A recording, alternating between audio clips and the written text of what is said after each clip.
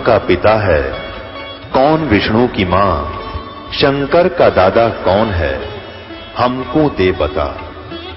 ये जानने के लिए कृपया सुनिए। जगत गुरु तत्वदर्शी संत रामपाल जी महाराज के अमृत वचन सर्व पवित्र धर्मों के पवित्र शास्त्रों के आधार पर। अब गीता ज्ञान दाता ने कहा है कि तत्वदर्शी संत कैसा है, वो क्या विशेषण है उसके, और फिर जब तत्वदर्शी संत मिल जावे, तत्व ज्ञान तुझे हो जावे, उस तत्व ज्ञान से पूर्ण रूप से समझकर उसके पश्चात उस परम पद, उस परमेश्वर के परम पद की खोज करनी चाहिए उस सतलोक की, के जहां जाने के बाद फिर साधक कभी जन्म मृत्यु में नहीं आता। अपनी सतिथि बताते हुए गीता ज्ञान दाता चौथे अध्याय के 5वें श्लोक और 9वें श्लोक में और दूसरे अध्याय के 12वें श्लोक में स्पष्ट करता है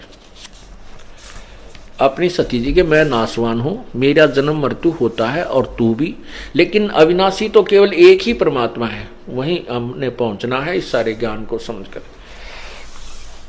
गीता अध्याय नंबर 2 श्लोक नंबर 12। न तो ऐसा ही है कि मैं किसी काल में नहीं था, गीता ज्ञानदाता कह रहा है, था, अथवा तू नहीं था, अथवा ये राजा लोग जो सामने सैनिक खड़े हैं, राजा खड़े हैं, नहीं थे, और न ऐसा ही है कि इससे आगे हम सब नहीं रहेंगे। क्या सिद्ध हुआ? गीता ज्ञान दाता कह रहा है कि अर्जुन, तू, मैं और ये सामने जितने राजा लोग खड़े हैं, ये पहले भी जन्म में थे और आगे भी जन्म होता रहेगा अपना, और वर्तमान में भी है। हम अपना, तेरा, मेरा और इन सभी का जन्म मृत्यु सदा बना रहेगा, हम अविनाशी नहीं हैं। चौथे अध्याय, अब इसी दूसरे अध्याय के 17वें श्लोक में कहा है, दूसरे अध्याय का 17वें श्लोक में कहा है कि नाश रहित तो उसको जान जिससे ये संपूर्ण जगत दृश्य वर्ग व्याप्त है, अर्थात जिसने सारे संसार को रचा है। इस अविनाशी का विनाश करने में कोई समर्थ नहीं है, अर्थात कोई और है जो अविनाशी है, गीता ज्ञान दाता से भिन्न है। अब गीता अध्याय नंबर 4 के अब श्लोक नंबर 5 को देखें और 9 को देखें। गीता अध्याय नंबर 4 और ये 5वां श्लोक है। इस 5वें श्लोक का यहां अर्थ है, हे परंतम अर्जुन, मेरे और तेरे बहुत से जन्म हो चुके हैं, उन सब को तू नहीं जानता, मैं जानता हूं। अब 9वें में क्या कहा है? ये 9वें में, हे अर्जुन, मेरे जन्म और कर्म दिव्य अर्थात निर्मल और अलौकिक हैं, दिव्य हैं। इस प्रकार जो मनुष्य तत्व से जान लेता है वह शरीर को त्याग कर फिर जन्म को प्राप्त नहीं होता, मुझे प्राप्त होता है। ये तो इन अनुवादकर्ताओं की नालायकी है। इसका अर्थ ये है कि काल भगवान कह रहा है कि मेरे जन्म और मृत्यु तो होते हैं लेकिन अलौकिक है, दिव्य है। वो कैसे? जैसे आपको पिछले सत्संग में भी समझाया था कि 7 ब्रह्मा की मृत्यु के बाद एक विष्णु की मृत्यु होती है, 7 विष्णु की मृत्यु के बाद एक शिव की मृत्यु होती है, जो इस ब्रह्म का, ज्योति निरंजन का, गीता ज्ञानदाता का पुत्र है। ये 3 पुत्र हैं, तीनों की ऐसी ऐसी आयु का अंतर है। तो 70,000 जब ये काल के पुत्र शिव मर जाते हैं तो एक सदाशिव अर्थात ब्रह्मलोक में रहने वाला ये काल अपना शरीर छोड़ देता और एक ब्रह्मांड का नाश हो जाता है। और ये एक युग होता है परब्रह्म का, अक्षर पुरुष का। जैसे ब्रह्मा का एक दिन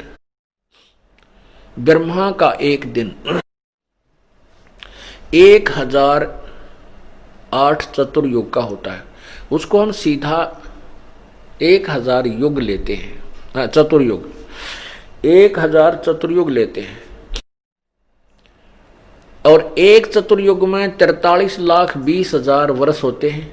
ये अपने वर्ष, ये मानव के जो वर्ष हैं ये 43,20,000 एक चतुर्युग यानी 4 युग में, सतयुग, त्रेता, द्वापर और कलयुग, इन चारों में 43,20,000 वर्ष होते हैं। ऐसे 1008 चतुर्युग का ब्रह्मा का दिन, इतनी ही रात्रि। इसको हम लमसम लेते हैं तो 1000 चतुर्युग का दिन, इतनी ही रात्रि, 30 दिन रात का एक महीना, 12 महीने का वर्ष और 100 वर्ष की ब्रह्मा की आयु, 100 वर्ष की। ऐसे 7 ब्रह्मा की मृत्यु के बाद एक विष्णु की मृत्यु, 7 विष्णु की मृत्यु के बाद फिर एक शिव की मृत्यु, ऐसे 70,000 शिव की मृत्यु के उपरांत एक ब्रह्मलोक में रहने वाला ये काल अपना शरीर, इसकी मृत्यु होती है ऑटोमेटिक। इसका जन्म फिर किसी मां से नहीं होता, ये अपने आप एक निर्धारित समय पर इसका ऐसे ही शरीर बनता है उस परमात्मा के द्वारा, कबीर परमेश्वर द्वारा। ऐसे ही दुर्गा का विनाश होता है, दुर्गा का फिर ऐसे ही शरीर बनता है। ये दोनों युवा रूप में प्रकट हो जाते हैं, फिर से ये सृष्टि अपने दूसरे ब्रह्मांड में जाकर के नए सिरे से ऐसे ही रचते हैं। रजगुण ब्रह्मा, सदगुण विष्णु, तमगुण शिव जी की उत्पत्ति करके फिर एक ब्रह्मांड को चलाते हैं। तो जो इस एक ब्रह्म की मृत्यु हुई, गीता ज्ञान दाता की मृत्यु हुई, ये एक युग हुआ परब्रह्म का, अर्थात अक्षर पुरुष का। अभी गीता अध्याय नंबर 15 के श्लोक 16 और 17 में आपको अक्षर पुरुष और क्षर पुरुष और ये परम अक्षर ब्रह्म, परम अक्षर पुरुष, पूर्ण परमात्मा की महिमा समझ में आओगी। तो ये जो एक युग हुआ परब्रह्म का, एक काल की मृत्यु होती है जब उसका एक ब्रह्मलोक में जो एक ब्रह्मांड का विनाश होता है, तब एक युग होता है परब्रह्म का। ऐसे ही 1000 युग का परब्रह्म का दिन, इतनी ही रात्रि। नोट चतुर्युग, यहां चतुर्युग नहीं है। चतुर्युग केवल ब्रह्मा के दिन और रात में आता है और परब्रह्म के अंदर केवल युग होता है। 1000 युग का परब्रह्म का दिन, इतनी ही रात्रि होती है। ऐसे ही 30 दिन रात का एक महीना, 12 महीने का वर्ष और 100 वर्ष की अक्षर पुरुष अर्थात परब्रह्म की आयु होती है, उसका भी विनाश होता है। अब इसके लिए आपको 8वें पवित्र गीता जी अध्याय नंबर 8 का सहयोग लेना होगा। किसको समझने के लिए?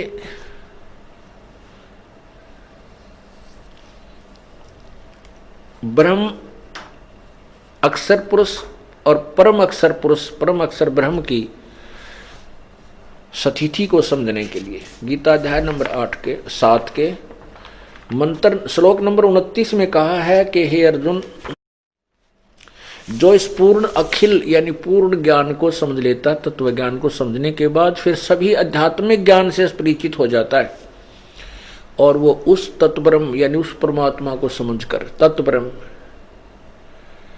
को समझकर फिर जन्म मृत्यु से छूटने का ही प्रयत्न करता है। ये देखिएगा अध्याय नंबर 7 के ये श्लोक नंबर 29। जरा मरण मोक्षाय माम आश्रित्य यतन्ति ये ते ब्रह्म तत् विदु कृत्स्नम अध्यात्म कर्म च अखिलम। इसका क्या अर्थ है कि ये अनुवाद किया इन्होंने, जो मेरे शरण होकर, भावार्थ ये कि गीता ज्ञान दाता कह रहा है कि मैं जो ज्ञान दे रहा हूं इसके आश्रित होकर के, यानी तत्वदर्शी संत से मिलने के बाद जरा मरण मोक्षाय छूट, जरा और मरण से छूटने के लिए यत्न करते हैं वे पुरुष, वो साधक, तत्व ब्रह्म, तत्व माने उस, ब्रह्म माने परमात्मा को, इस तत्व माने उस ब्रह्म को और संपूर्ण अध्यात्म को तथा संपूर्ण कर्मों को जानते हैं। इसमें स्पष्ट कर दिया कि जो तत्व ब्रह्म को मेरे इस ज्ञान को आश्रित कर लें, जैसे मैं बता रहा हूं 4th अध्याय के 34वें श्लोक में कि उस तत्व ज्ञान को तत्वदर्शी संतों के पास जाकर समझ, जो मेरे इस ज्ञान का आसरा लेकर तत्वदर्शी संतों के पास पहुंच जाते हैं और फिर पूरे संपूर्ण अध्यात्म ज्ञान से परिचित हो जाते हैं, तो उस तत्व ब्रह्म को जान कर तत्ब्रह्म कौन है, ये 8वें अध्याय के प्रथम और तीसरे मंत्र में स्पष्ट होगा। उन सबको जानकर फिर वो जन्म मृत्यु से ही छूटने का प्रयत्न करते, यहां की किसी वस्तु की इच्छा नहीं करते। ये देखना 8वां अध्याय अथ 8वां अध्याय। प्रथम अध्याय में कृष्ण अर्जुन ने पूछा कि हे पुरुषोत्तम किम तत्ब्रह्म, पुरुषोत्तम तत्ब्रह्म किम, हे पुरुषोत्तम वह ब्रह्म क्या है, तत्ब्रह्म क्या है, अध्यात्म क्या है, कर्म क्या है। तो इसका तीसरे में उत्तर दिया है गीता ज्ञान दाता ने। इस तीसरे में उत्तर दिया है परम अक्षर ब्रह्म है, परम अक्षर ब्रह्म है। अब हम इसी का आपको दिखाते हैं 8वें अध्याय के 16वें श्लोक में। 8वां अध्याय 16वें श्लोक में लिखा है कि आप ब्रह्म भुवनाथ लोका पुनर्वर्ती न अर्जुन माम उपेतु कौनते पुनर्जन्म न विद्यते। इसका अर्थ ये है कि ब्रह्मलोक तक सभी लोग विनाश में आते हैं, पुनर्वृत्ति होती है, जन्म मृत्यु होता है, और मेरे माम उपेत मुझे प्राप्त होकर भी कुंते पुनर्जन्म है। न विद्यते का अर्थ यहां पर इन्होंने किया है कि जो नहीं जानते, इसका अर्थ होना चाहिए न विदित, जो इस बात से परिचित नहीं है वो मुझे प्राप्त होकर भी जन्म मृत्यु में ही रहते हैं। इन्होंने क्या किया है, अर्जुन ब्रह्मलोक पर्यंत सब लोग पुनर्वर्ती में हैं। हमने सिर्फ इतना ही देखना है कि ब्रह्मलोक तक भी नाश होता है। ब्रह्मलोक तक नाश होता है तो पूरा ब्रह्मांड विनाश में आता है। अब यहां 17वें अध्याय में देखो ना, अध्याय नंबर 8 के मंत्र नंबर 17 में स्पष्ट किया है कि सहस्र युग पर्यंत अह यत ब्रह्मणे विदु ब्रह्मणे, और रात्रि में युग सहस्त्रांतम ताम ते और रात्रि विद्यजना, इसमें कहीं चतुर्युग नहीं है। सहस्र युग माने 1000 युग, इसमें चतुर्युग नहीं है, केवल सहस्र 1000 युग है। इन्होंने ब्राह्मण का अर्थ ब्रह्मा कर दिया, नहीं, ब्रह्मण होता है बड़ा भगवान। जैसे ब्रह्म से नेक्स्ट जो भगवान है, ब्रह्म से जो बड़ा है, इसके दो, क्योंकि कुछ ऐसे शब्द होते हैं जो उसके सेंटेंस से ही समझ में आते हैं। तो यहाँ जो सेंटेंस बनता है कि जो ब्रह्म से नेक्स्ट जो परमात्मा बड़ा भगवान है वो ब्रह्म है, उसका एक दिन, क्योंकि पूर्ण ब्रह्म का तो दिन रात का मतलब है नहीं, उसके वहां तो कोई दिन रात है नहीं, उसकी तो आयु से संबंध ही नहीं है। आयु जहां तक चल रही है, जिसका समय निर्धारित है, वो ब्रह्म और परब्रह्म तक ही, और नीचे के देवताओं का ही है, और हम मनुष्यों का। तो इससे ये निष्कर्ष निकल, ये ऐसे सुलझते हैं ये अर्थ। तो ये परब्रह्म का एक दिन 1000 युग का है, नोट चतुर्युग। इन बातों से हम निष्कर्ष निकालेंगे, क्योंकि गीता एक बहुत ही पवित्र सदग्रंथ है और इसमें बहुत ही गूढ़ ज्ञान है, और इस गूढ़ ज्ञान को समझने के लिए तत्वदर्शी संत की ही आवश्यकता पड़ती है, और बाकी इसका अनुवाद नहीं कर सकते। ठीक है, शब्दों का अनर्थ करके चाहे वो किसी तरह गढ़ दिया इन्होंने, और अभी तक जनसाधारण को मूर्ख भी खूब बना लिया, क्योंकि जनसाधारण को स्वयं ज्ञान नहीं था। अब टीचर गलत पढ़ाता है तो विद्यार्थी क्या समझे, 1, 2, 20, 100, 1000, लाख टीचर ही गलत पढ़ा रहे हैं किसी अध्याय को, तो विद्यार्थी सेट हो जाती है, चाहे वो भले ही गलत है। अब जो सही टीचर आता है फिर उसको ठीक कराता है, फिर उनके सामने प्रत्यक्ष करता है, तो वो उसको ठीक समझ लेते हैं। तो इसमें इस परब्रह्म का एक दिन 1000 युग का है, और इतनी ही रात्रि होती है। और कहते हैं जो इस प्रकार उस सब ज्ञान को समझता है, दिन रात को जानता है, वो सही ज्ञान का, यानी ज्ञान के जानने वाला है, इस काल के विषय में परिचित है। इसका अर्थ ये है। अब हम 15वें अध्याय पाते हैं और उसी प्रकरण पर आते हैं कि भगवान किसे कहते हैं। 15वें अध्याय का आपने 4था श्लोक पढ़ा, और उसमें गीता ज्ञान दाता भी स्वयं कह रहा है कि उस तत्व ज्ञान की प्राप्ति के पश्चात उस परम पद उस परमेश्वर के परम पद की खोज करनी चाहिए, जहां जाने के बाद फिर जन्म मृत्यु कभी नहीं होती, वो अविनाशी हो जाता है, उसका पूर्ण मोक्ष होता है। और यही गीता अध्याय नंबर 18 के श्लोक 46 और 62 में स्पष्ट किया है।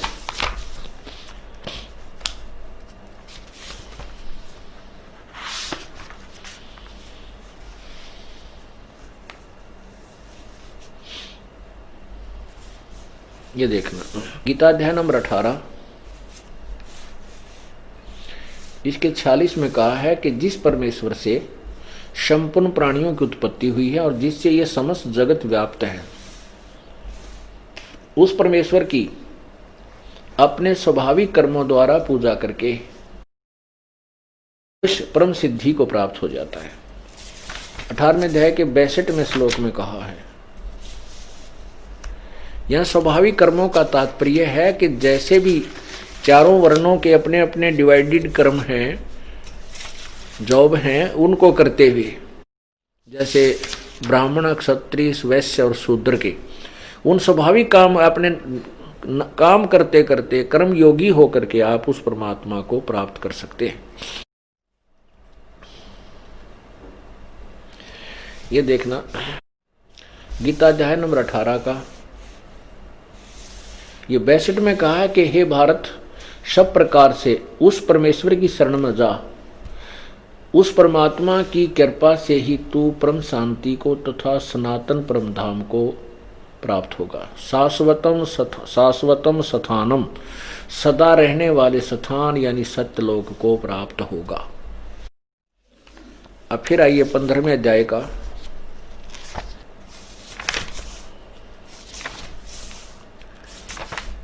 ये 15वें अध्याय का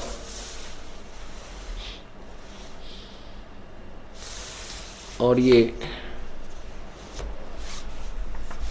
16वां श्लोक है।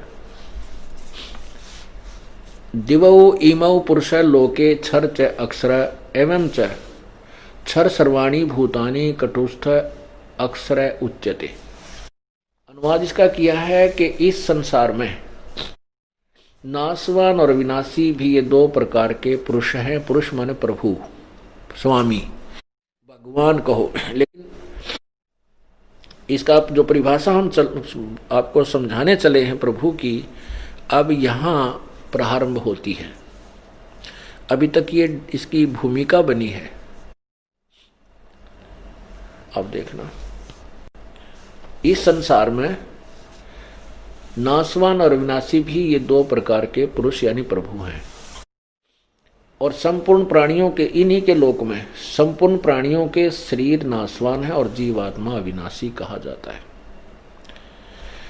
अब ये अक्षर पुरुष और क्षर पुरुष, क्षर पुरुष ये क्योंकि ये जो पुरुष है, देव जो पुरुषों हैं, इनको हम यहाँ लगा सकते हैं। ये क्षर पुरुष और अक्षर पुरुष, क्षर पुरुष माने ये ब्रह्म और अक्षर पुरुष माने ये परब्रह्म, भी दो प्रकार के परमात्मा हैं, प्रभु हैं। और इनके लोकों में सभी प्राणियों तो शरीर के नाशवान हैं और जीवात्मा अविनाशी कहा जाता। जैसे अभी आपने परब्रह्म की भी आयु की सीमा देखी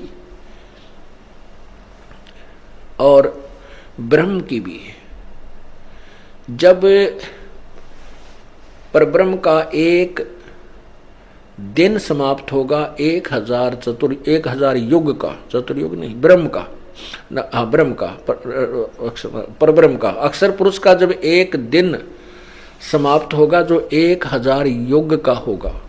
एक युग आपको बताया कि 70,000 त्रिलोकीय शिव की मृत्यु के बाद एक काल मरेगा जो एक ब्रह्मलोक में रहता है।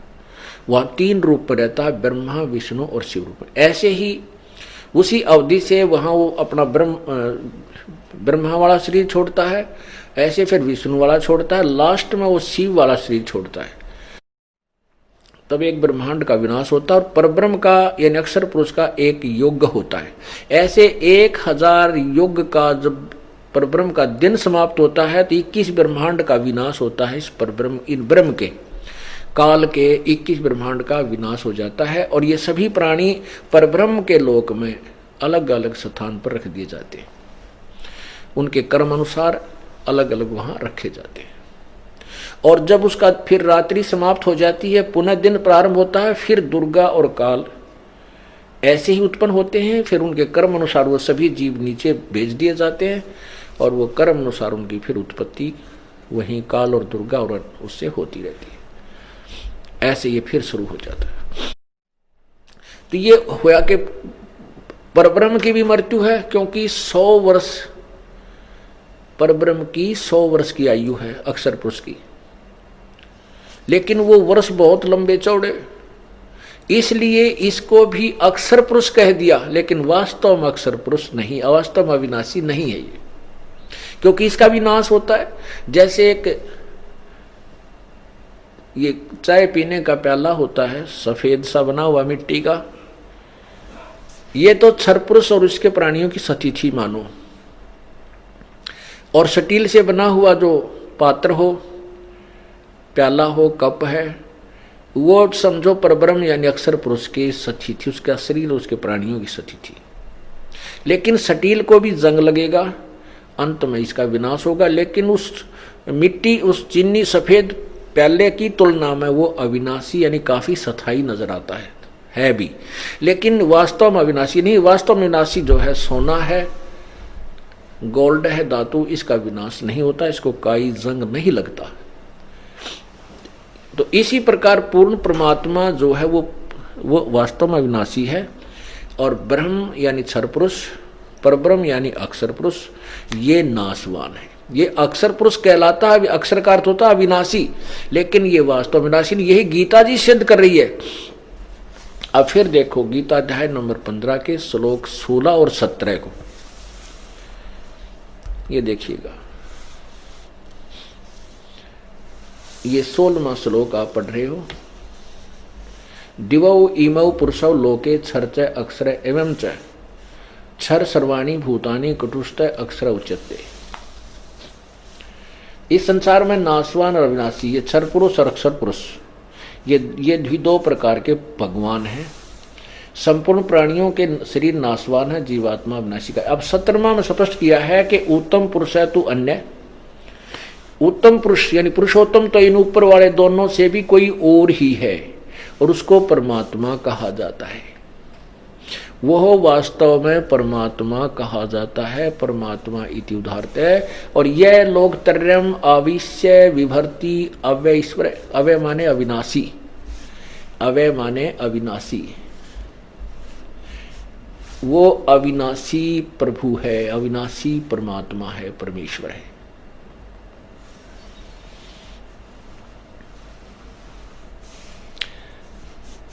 अब सिद्ध हो गया, क्योंकि ऊपर दोनों से कोई और है, क्षर पुरुष और अक्षर पुरुष से कोई उत्तम पुरुष और है, और वही परम अविनाशी, और वही तीनों लोकों में प्रवेश करके सबका धारण पोषण करता है। अब देखना, अब ये समझ में आएगी आपको उल्टा लटका हुआ संसार रूपी वृक्ष का चित्र। अब यहाँ ये जड़ है। अब देखना, उत्तम पुरुष है तो ये है परम अक्षर ब्रह्म, जो है वो परम अक्षर ब्रह्म है, और ये ऊपर को जड़ वाला ये पूर्ण परमात्मा है। इस जड़ से सबको यानी तना में खुराक गई, तना से डार में, डार से ब्रह्मा विष्णु महेश रूपी शाखाओं में, फिर हमें प्राप्त हुई पत्तों को। तो ये क्या लिखा है कि जो लोग तीनों लोकों में प्रवेश करके, यह लोक त्रयम् अविश्य विभर्ति, अविश्य, अविश्य माने जो प्रवेश करके, तीनों लोकों में प्रवेश करके सबका धारण पोषण भी वही पूर्ण परमात्मा ही करता है, और वही अविनाशी परमेश्वर परमात्मा इस प्रकार कहा गया है। अपुण्यात्माओं, कुछ अनजान व्यक्ति जो हमारे ज्ञान से पूर्ण परिचित नहीं है, हमारे भक्तों के मुखारविंद से ये सुन लेते हैं कि ब्रह्मा विष्णु महेश पूजा के योग्य नहीं है, उससे अक्षुब्ध हो जाते हैं कि उनके गुरुदेव तो ब्रह्मा विष्णु महेश को पूजने से मना करते हैं, उनको हे बताते हैं, उनको भगवान नहीं बताते हैं। उनके लिए उनसे प्रार्थना है कि देखिए, अभी गीता जी ने स्पष्ट कर दिया कि ब्रह्मा विष्णु महेश तो वो कोई अभिन्न अंग हैं हमारे, उनको ना तो छोड़ा जा सकता है और ना ही उनको दूर किया जा सकता है, क्योंकि वो यहाँ के प्रभु हैं, स्वामी हैं, अक्षेत्रीय कुछ यहाँ के वो एक एक विभाग के अधिकारी हैं। अब जैसे हमने कोई पौधा बीजा, पेड़, कोई आम का पौधा हम लाए और उसको मिट्टी या गमले में लगाया, तो उस जड़ की सिंचाई करेंगे तो उस जड़ से खुराक तना में गई, तना से डार में गई, डार से शाखाओं ब्रह्मा विष्णु महेश रूपी शाखा में गई, फिर हम तो उससे आगे पात रूप हैं। अक्षर पुरुष एक पेड़ है, निरंजन वाकी डार, तीनों देवा शाखा है और पात रूप संसार।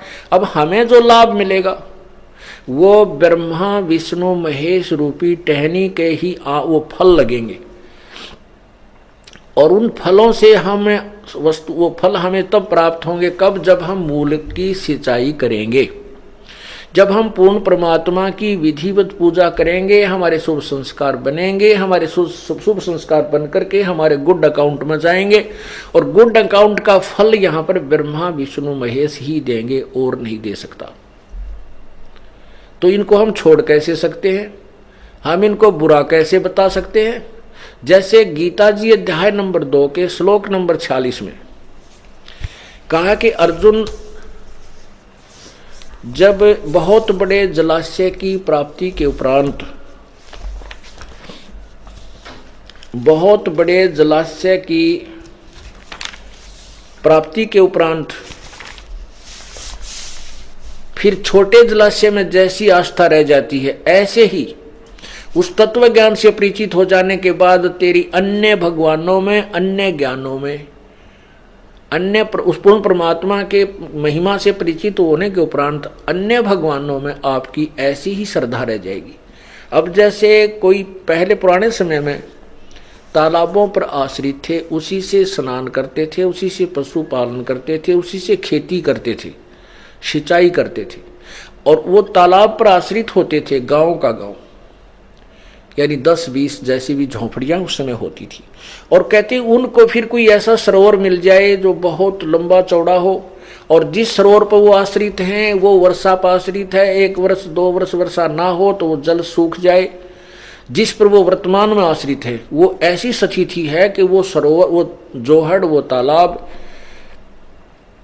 इतना है कि उसमें 1 वर्ष वर्षा ना हो तो वो समाप्त हो जाए और उसका जल खत्म हो जाए और उस पर आश्रित सभी भूखे प्यासे मर जाएं।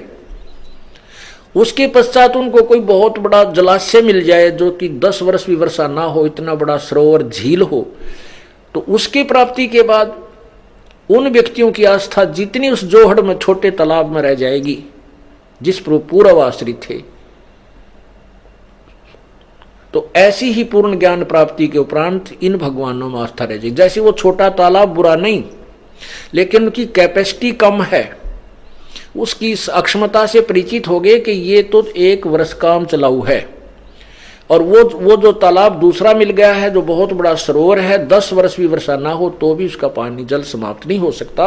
तो उसकी प्राप्ति के बाद वो अपने आप आस्था उस छोटे जोड़ तट के उसके ऊपर पहुंच जाएंगे। लेकिन वो बुरा नहीं, क्योंकि जल उसमें भी है, पहले वाले में भी है, लेकिन वो काम चलाऊ है, फिर उसकी तरफ विशेष आस्था बिल्कुल नहीं रहेगी। ऐसे ही गीता जी अध्याय नंबर 2 का, गीता अध्याय नंबर 2 श्लोक 46, सब ओर से परिपूर्ण जलाशय के प्राप्त हो जाने पर छोटे जलाशय में मनुष्य का जितना प्रयोजन रह जाता है, ब्रह्म को तत्व से जानने वाले ब्राह्मण का समस्त वेदों में उतना ही रह जाता है। अब इसका अर्थ यह है कि तत्व ज्ञानी पुरुष का जो पूर्ण ज्ञान हो जाता है तो अन्य भगवानों और उनके से मिलने वाले लाभ रूपी ज्ञान में इतनी ही आस्था रह जाती है। अब वो बुरे नहीं है। अब जैसे हमने कोई पौधा बीजा, ये देखिएगा, आम का पौधा लाए हम, ये पौधा है पूरा,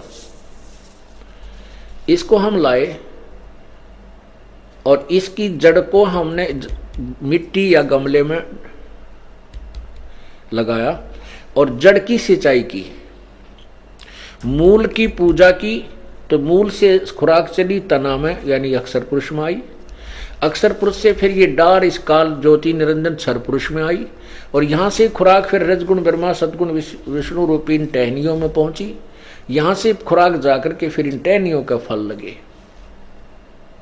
लेकिन फल कब लगे? जब हमने मूल की सिंचाई की। अब हम क्या कहते हैं कि तुम उल्टा किए हुए हो, आप जी ऐसे कर रहे हो। देखना, आपने क्या किया है कि जड़ को त्याग दिया, जड़ को ऊपर को कर दिया और उल्टा पौधा बीज दिया।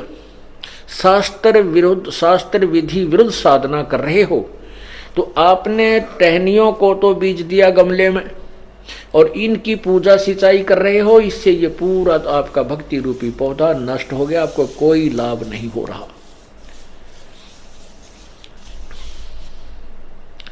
शास्त्र विरुद्ध साधना, और इसको हम ऐसे पूजें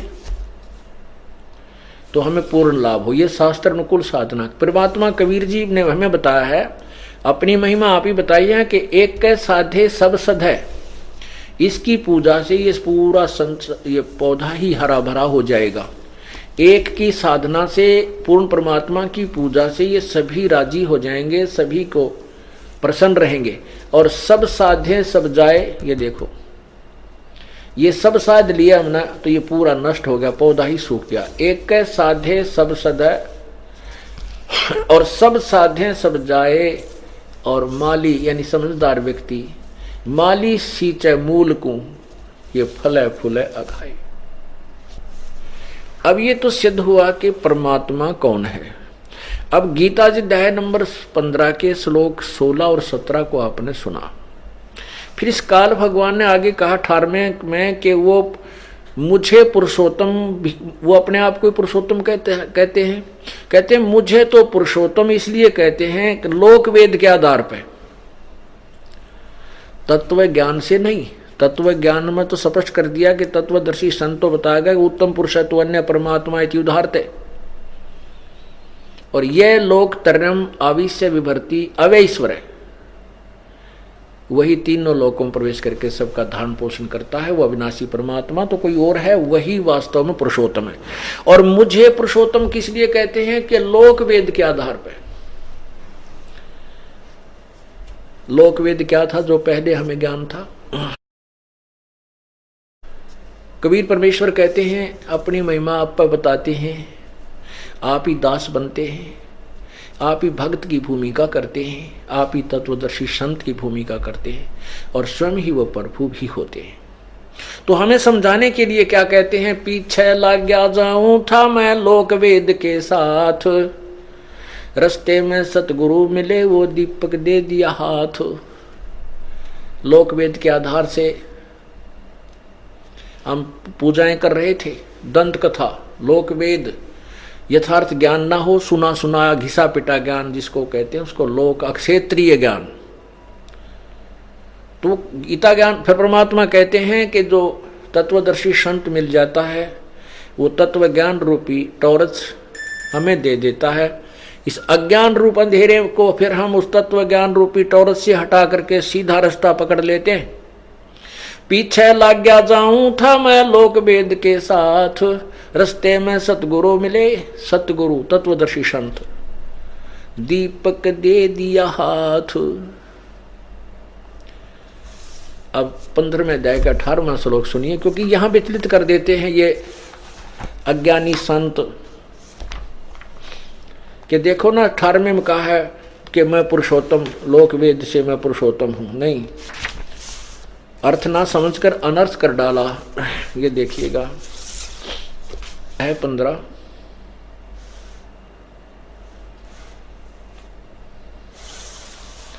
और ये 18 श्लोक इसका। क्योंकि ये देखो, यस्मात् क्षरम अतीत अहम अक्षरात् अपि च उत्तम, अतः अस्मि लोके वेदे च प्रथित। पुरुषोत्तम, क्योंकि मैं नाशवान जड़ वर्ग क्षेत्र से तो सर्वथा अतीत हूँ और अविनाशी जीवात्मा से भी उत्तम हूँ।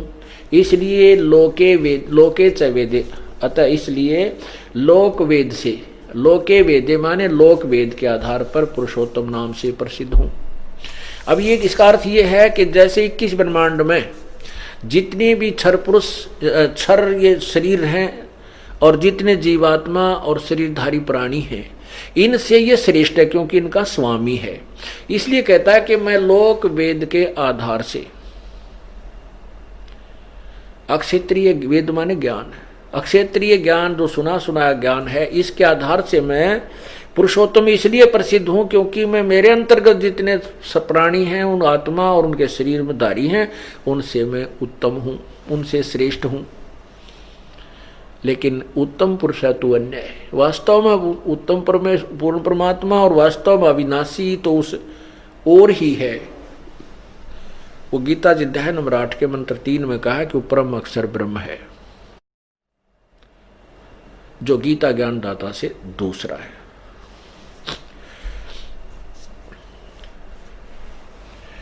अब परमात्मा किसे कहते हैं? परमात्मा, वास्तव में परमात्मा कहलाने का कौन अधिकारी है? जैसे कसाई बकरे पालता है और उन बकरों के लिए, बकरी और बकरों के लिए वो क्या करता है कि अलग से एक व्यवस्था बनाता है, उनके ऊपर भी शेड झोंपड़ी डाल देता है, चारों तरफ एक ऊंची बाड़ बनाता है, उसकी बाउंड्री बनाता है ताकि वो बकरे बाहर ना भाग जाएं और बाहर से कोई हिंसक प्राणी भी उनको हानि ना पहुंचा जाए, अपने आहार को वो सुरक्षित रखने के लिए। और उनके लिए चरागाह भी उसी में होता है, उसी में जल होता है, तालाब बना रखा होता है। और वो जो कसाई होता है उन प्राणियों को, बकरों को खाने और पीने की पूरी सुविधा देता है, गर्मी सर्दी से बचाता है, उनको चारा डालता है, जल पिलाता है। तो वो अबोध प्राणी उसको अपना मालिक मान लेते हैं, अपना भगवान मानते हैं कि देखो हमें कितना आहार देता है, हमारी कितनी सुविधा का ध्यान रखता है। और जब वो कसाई आता है उन बकरों के पास, वो देखता है उनके हाथ ऐसे लगा लगा के, वो तो देखता है कि इसमें मांस कितना हो गया, ये कितने किलोग्राम का हो चुका है। और वो भोले प्राणी उसको अपना मालिक भगवान समझकर कि हमें कितने सुंदर आहार दे रहा है, ये हमारा भगवान है जो भोग्य पदार्थ प्रदान कराता है, उसको प्यार करते हैं और जिह्वा से चाटते हैं, ऐसे प्यार करते हैं, ऐसे लंबे पैर ऊपर फैलाकर प्यार देते हैं। वो तो उनको अपना प्यार देते हैं मालिक खुदा और भगवान समझकर, स्वामी समझकर, वो कितना जो है ना हमें सुविधा देता है, कितना अच्छा व्यक्ति है। और वो देखता है यो कै किलो का हो गया।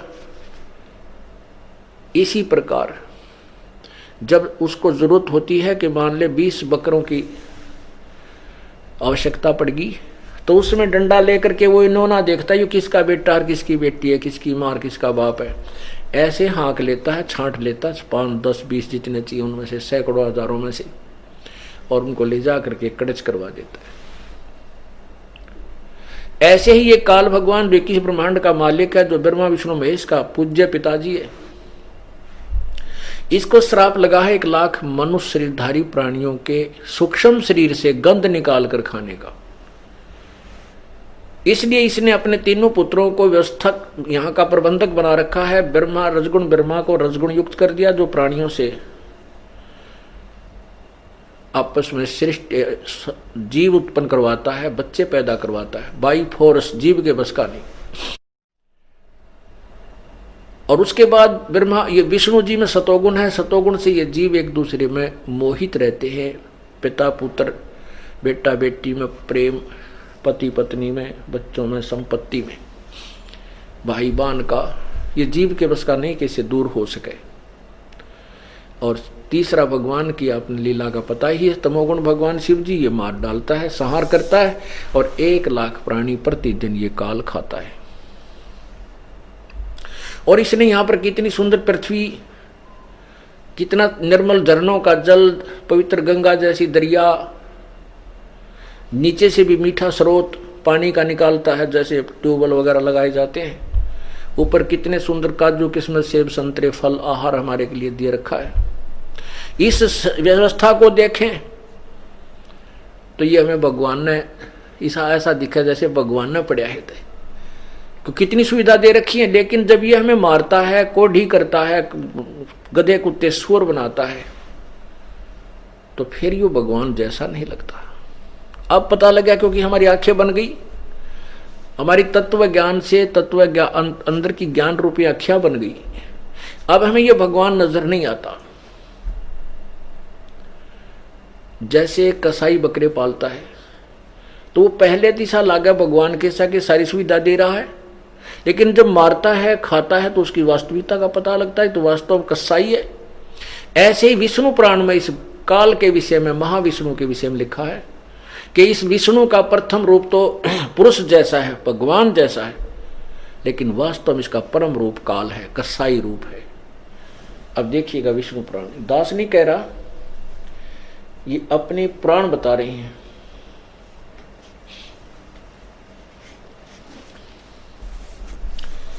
ये देखिए श्री विष्णु पुराण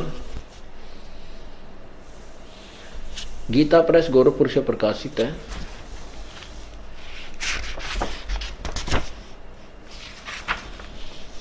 इसके अनुवादक हैं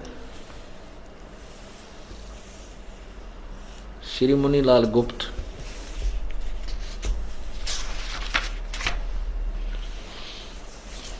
और प्रकाशक हैं एवं मुद्रक गीता प्रेस गोरखपुर से। इसके देखिएगा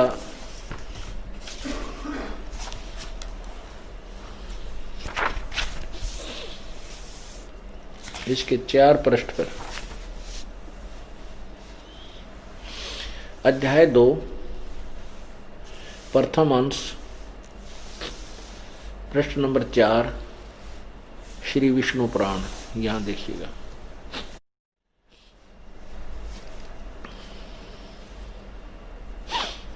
यहां देखना, हे द्विज, परब्रह्म का प्रथम रूप, ये विष्णु को परब्रह्म, महाविष्णु को परब्रह्म बोलते हैं। ये काल है, ये काल की महिमा, क्योंकि विष्णु पुराण में विष्णु काल के पुत्र सतगुण विष्णु, क्योंकि विष्णु पुराण में इस काल ब्रह्म अर्थात महाविष्णु और तथा उसके पुत्र सतगुण विष्णु दोनों की महिमा है। तो यहां पर जो कह रहा है ये गीता या विष्णु पुराण का ज्ञान बोलने वाला ये पाराशर ऋषि है, तो ये क्या बता रहा है कि हे द्विज, यानी दूसरे उस ऋषि को बता रहा है कि परब्रह्म यानी इस काल का, ऊपर देखो थोड़ा सा, यहां से समझ आएगा, वही इन सब व्यक्त, अव्यक्त और व्यक्त, वही इन व्यक्त और अव्यक्त जगत रूप से तथा इसके साक्षी पुरुष और महाकारण काल रूप से स्थित है। कौन? ये महाविष्णु। और हे द्विज, परब्रह्म का यानी महाविष्णु अर्थात काल का, ये परब्रह्म गलत लिखा इन्होंने, क्योंकि ज्ञान नहीं था। प्रथम रूप पुरुष है, पुरुष माने परमात्मा है। अव्यक्त और व्यक्त उसके अन्य रूप हैं, तथा काल उसका परम रूप है। ओए, काल उसका परम रूप है। यहां देखना 5 पृष्ठ पे,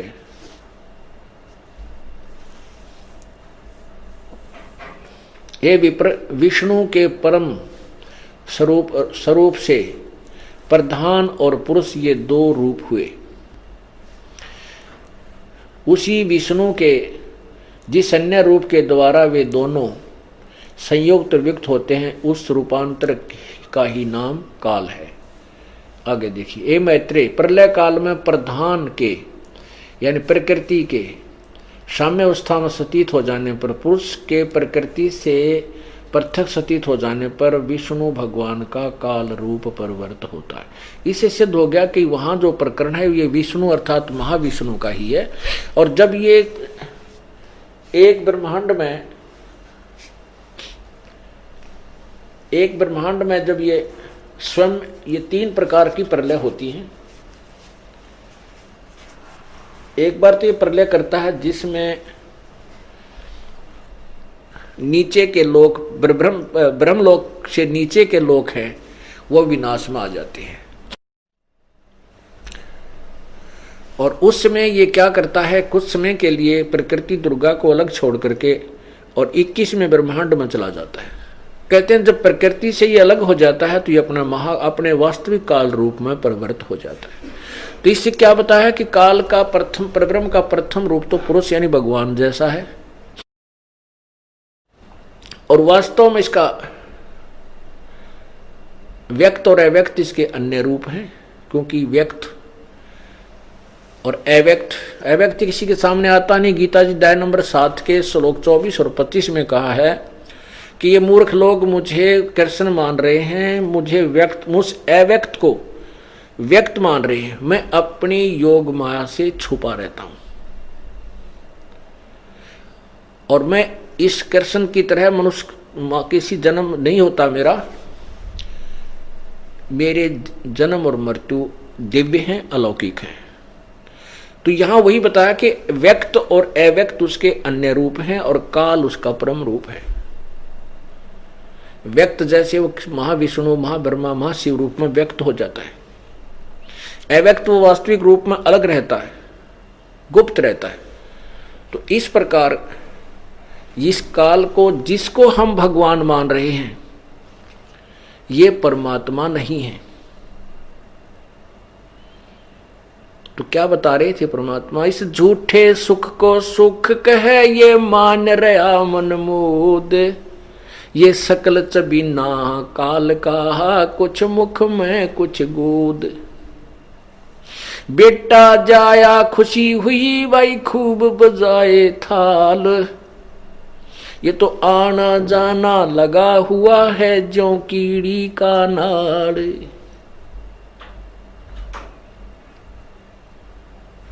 परमात्मा हमें यही बताया करते थे कि जिनको तुम भगवान मानकर पूजा कर रहे हो ये परमात्मा नहीं है, और जिसकी पूजा करनी चाहिए उसका तुम्हें पता भी नहीं है। परमात्मा कहते मैं रोवत हूं सृष्टि को, ये सृष्टि रोवे मोहे। कह कबीर हमारे वियोग को ये जान न सकता कोई। क्योंकि हम परमात्मा से बिछड़े हुए हैं, अपनी नासमझी, अपनी नालायकी, मूर्खता के कारण। और इस काल के जाल में फंसकर हम कितने कष्ट उठा रहे हैं। हमारे ऊपर दुखों का पहाड़ टूटा हुआ है। और वो जिन भगवानों से हम सुख चाहते हैं, ये सुख स्वयं सुखी नहीं, ये हमें सुखी और सथाई कैसे कर सकते हैं। और परमात्मा कहते हैं मैं इनको रोता हूं कि तुम मेरे बच्चे हो, मेरी भक्ति करो, मेरे पास आ जाओ, मैं तुम्हें यहां भी सुखी करूंगा और सतलोक ले चलूंगा, जहां जाने के बाद कभी मृत्यु जन्म नहीं होता। वह ऐसी ही सृष्टि होगी, ऐसे ही आपका परिवार होगा, लेकिन वो परिवार कभी नष्ट नहीं होगा। और कभी लड़ाई झगड़ा आपस में कोई किसी प्रकार का विद्वेष राग नहीं है।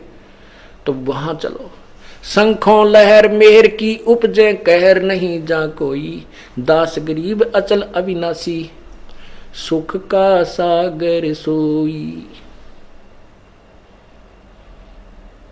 परमात्मा हमें ये संदेशा देने के लिए आए थे कि तुम इस गंदे लोक को त्याग करके यहाँ की सब वस्तुओं से अपनी आसक्ता हटाओ और सतलोक चलने की तैयारी करो। बोलो सतगुरुदेव। कर जोरूं विनती करूं, धरूं चरण पर शीश, गुरु राम देवानंद जी महाराज ने दियो नाम बख्शीश।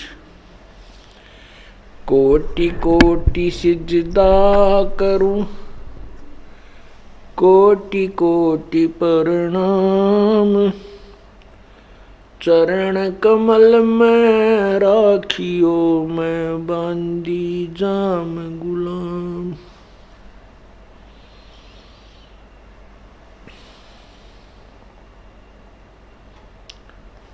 जय इब कै सतगुरु मिले, सब दुख आँखों रो। चरणों ऊपर शीस धरूं, कहूँ जो कहनी हो। गुरु जी तुम ना भूलियो, चाहे लाख लोग मिल जाएं। हमसे तुमको बहुत है, तुमसे हमको नहीं। तुम्हारे विसारे क्या बने, मैं किसकी शरण में जाऊं। शिव बिरंच मुनि नारदा, तिनके हृदय न समाऊं।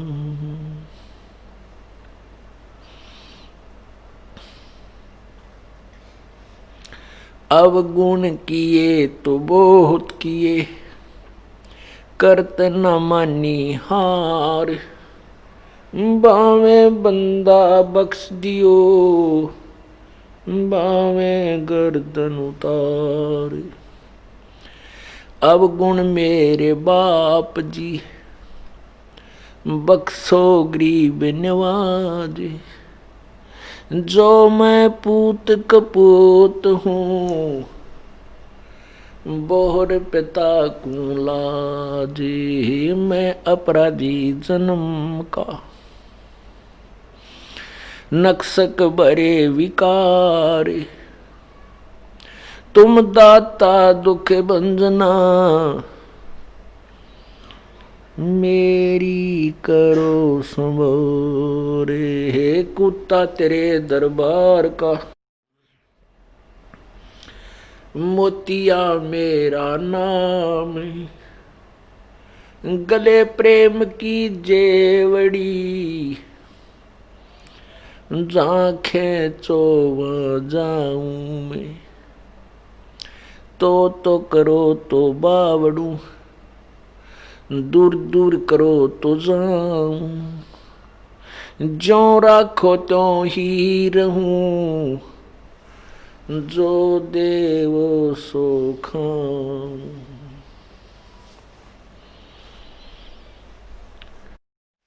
आज सुबह के सत्संग में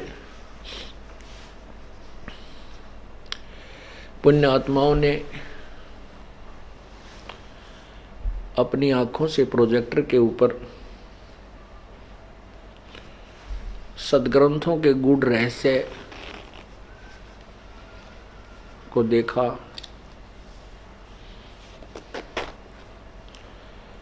तथा परमात्मा की परिभाषा का कुछ अंश सुना।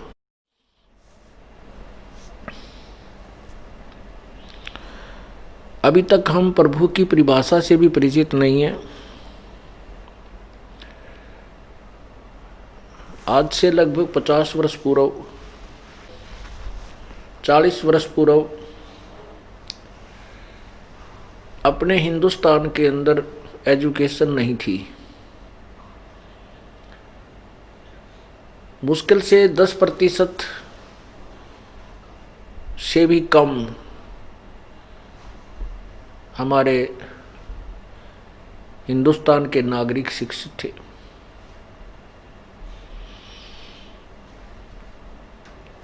उस समय ऐसी स्थिति थी कि जैसे ये दास छोटे छोटे आयु के थे, उसमें गांव में कोई भी अधिकारी आ जाता था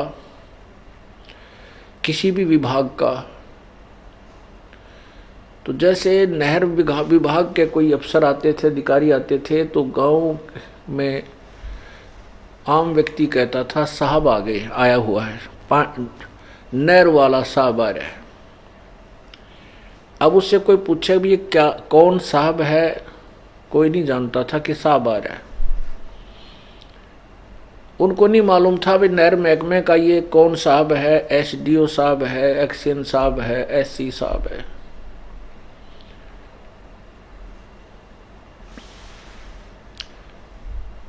इसका कारण क्या था? अनएजुकेशन, जो शिक्षा नहीं थी, अशिक्षा ही इसका मुख्य कारण था। अब अपने हिंदुस्तान के अंदर 100% बूढ़े और बुजुर्ग बालक सभी शिक्षित हो चुके हैं। अब बच्चा बच्चा ये बता देता है कि इस विभाग का ये अफसर है, ये कौन अधिकारी है और इसकी कितनी पावर है। हम ऐसी स्थिति में थे, आज वर्तमान में जो शिक्षा का स्तर ऊंचा उठ जाने से हम ये बता सकता है प्रत्येक व्यक्ति कि ये नहर विभाग का जेई है, ये एसडीओ है, इसकी इतनी पावर है, ये एक्शन है, ये एससी है, ये ऐसे चीफ है। और मंत्री, मुख्यमंत्री, प्रधानमंत्री, राष्ट्रपति तक की स्थिति से हम परिचित हैं। पुराने समय में ऐसी स्थिति थी कि जैसे